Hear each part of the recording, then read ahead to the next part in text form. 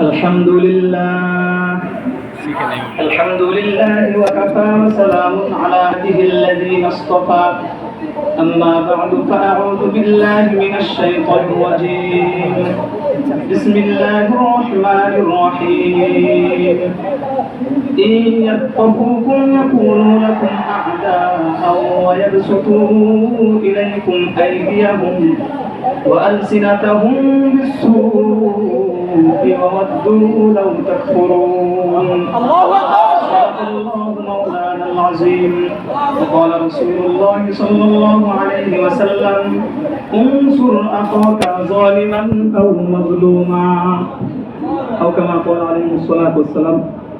আলহামদুলিল্লাহ, রাহমানিয়া খুদ্দাম তলবা কর্তৃক আয়োজিত আজকের সাপ্তাহিক শিক্ষামূলক সেমিনারের সম্মানিত সভাপতি সাহেব, কাবিল ইহতিরাম বিচারক ভাই এবং সম্মুখপানে সমবেত ইসলাম প্রিয় মুসলমান ভাইয়েরা, আমি নির্ধারিত বিষয়ের উপরে সংক্ষিপ্ত সময়ে কিছু আলোচনা আপনাদের সামনে রাখার নিয়ত করেছি। ওমা তৌফিক ইল্লা বিল্লাহ। সংগ্রামী সাথী ও বন্ধুগণ, 1971 সনে রাতের গভীর অন্ধকারে যেই পুরাতন শত্রুগুলো পালাতে বাধ্য হয়েছিল, সেই পালাতক শিয়ালগুলোই আজকে হিংস্র সাপের রূপ ধারণ করে আমাদেরকে ধ্বংসন করতে চায়। তারা আমাদেরকে নাকে বসে কান ধরে টানতে চায়, তারা আমাদেরকে গোলামীর জিঞ্জিরে আবদ্ধ করতে চায়। আশ্চর্য লাগে, সংখ্যাগরিষ্ঠ মুসলমানের এই দেশে তারা কিভাবে আমাদেরকে এভাবে যাতায়াতলে পিষ্ট করতে চায়, সেটাকে বুঝার জন্য আগে একটু খতিয়ে দেখতে হবে। অতীতে যারা মুসলমানদের মধ্যে দাঙ্গা হাঙ্গামা সৃষ্টি করেছিল, যারা মুসলমানদের মধ্যে দাঙ্গা হাঙ্গামা সৃষ্টি করে দুটা ভাগ করে মুসলমানদের শক্তিকে দুর্বল করে দিয়েছিল, তারা কি মুসলমান এবং জাতির কোনো স্বার্থে করেছে নাকি ব্যক্তিগত কোনো স্বার্থ ছিল? সেটার প্রমাণ হলো মুসলমানদের ইজ্জত লুণ্ঠন হোক, মুসলমানের রক্তে জমিন রঞ্জিত হোক, মুসলমানের সম্মান ইজ্জত সব কিছু মাটির সাথে মিশে যাক, তারপরেও ক্ষমতা আমি চাই। প্রয়োজনে অপারের দাদাবাবুর পা চুম্বন করব, তারপরেও আমার ক্ষমতা থাকবে। এ জাতি এবং মুসলমানের দিকে ভ্রুক্ষেপ করার সময় তাদের নাই। একথায় আমাদেরকে পরিষ্কার বলে দেয়, সেই স্বাধীনতার যুদ্ধ এটা মুসলমানদের উপকার নয়, বরং মুসলমানদের জন্য সেটা একটা চরম ধ্বংসের কারণ ছিল।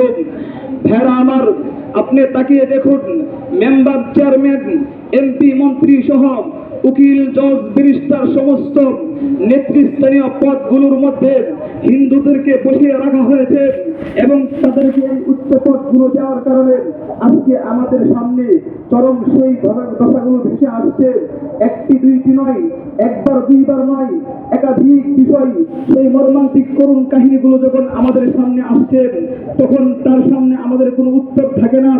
আল্লাহ রাব্বুল আলামিনের পবিত্র কুরআন কারীম মন্দিরের মধ্যে মূর্তির পায়ের নিচে রেখে অপমান করা হয়, কিন্তু মুসলমান প্রশাসনিক বাহিনীগুলো তাদের সামনে কোনো বাকরুদ্ধ হয়ে যায় এবং তাদেরকে প্রতিবাদ করার মতো তাদের কোনো শক্তি থাকে না।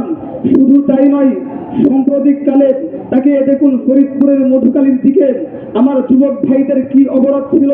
তারা কালেমা পড়েছে, এক আল্লাহর উপর বিশ্বাস করেছে, সেটাই কি তাদের অপরাধ ছিল? তারা মুসলমান, সেটাই কি তাদের অপরাধ ছিল?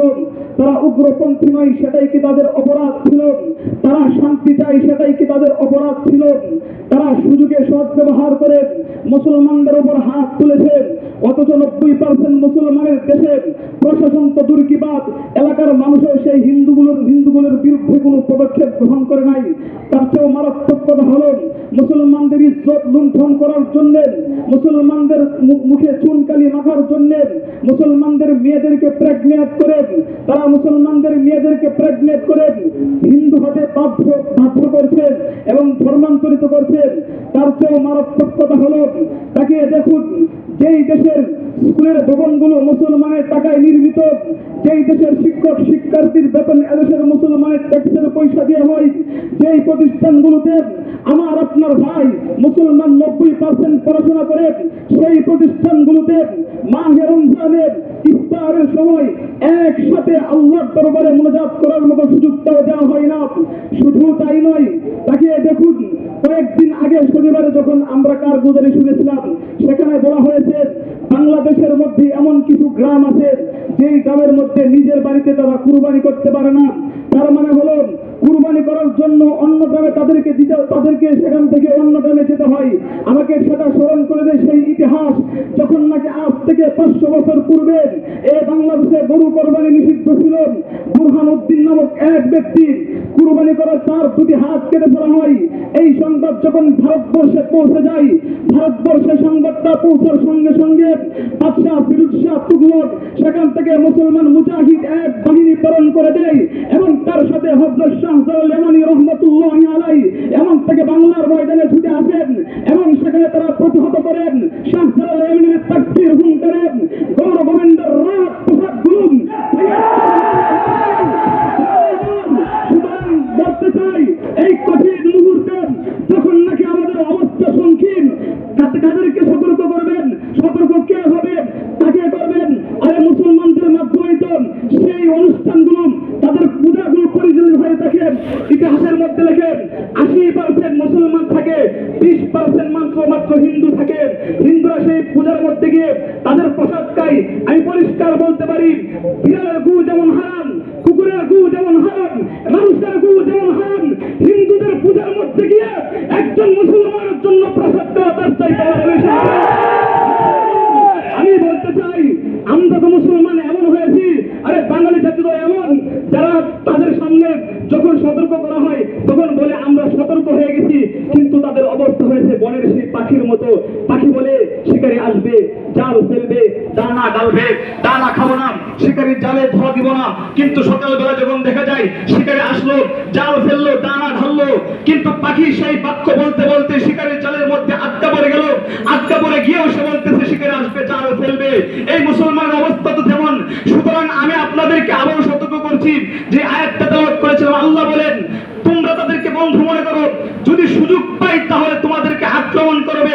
ওয়ায়াবসুতু ইলাইকুম আইদিয়াহুম, তারা তাদের হাত তোমাদের দিকে সম্প্রসারিত করবে এবং তোমাদেরকে অত্যন্ত অশ্লীল ভাষায় গালিগালাজ করবে। সুতরাং আমি বলতে চাই, যদি মুসলমানের মুক্তি পেতে হয় এবং মুসলমানদেরকে শান্তি পেতে হয়, তাহলে রেফ দিয়ে, বিডিআর দিয়ে, আর্মি দিয়ে, সমস্ত প্রশাসনিক বাহিনী দিয়ে মুসলমানদের মুক্তি সম্ভব না। মুসলমানদের মুক্তি ডারউইনের গাদাঘুরি মতবাদ না, ভারত থেকে মানুষের সৃষ্টি নাম, আব্রাহাম লিঙ্কনের গণতন্ত্র নাম, বরং সর্বকালের সর্বশ্রেষ্ঠ কিতাব আল্লাহর কোরআনের বিধান বাস্তবায়ন করুন। আল্লাহর এই জমিনে আবার শান্তি প্রতিষ্ঠিত হবে এবং অগ্রবর্তী হিন্দুগুলো মুসলমানদের সামনে চোখ তুলে তাকানোর সাহস পাবে না ইনশাআল্লাহ। তৌফিক দান করেন। ওয়া আখিরু দাওয়ানা আলহামদুলিল্লাহি রাব্বিল আলামিন। আসসালামু আলাইকুম ওয়া রাহমাতুল্লাহ।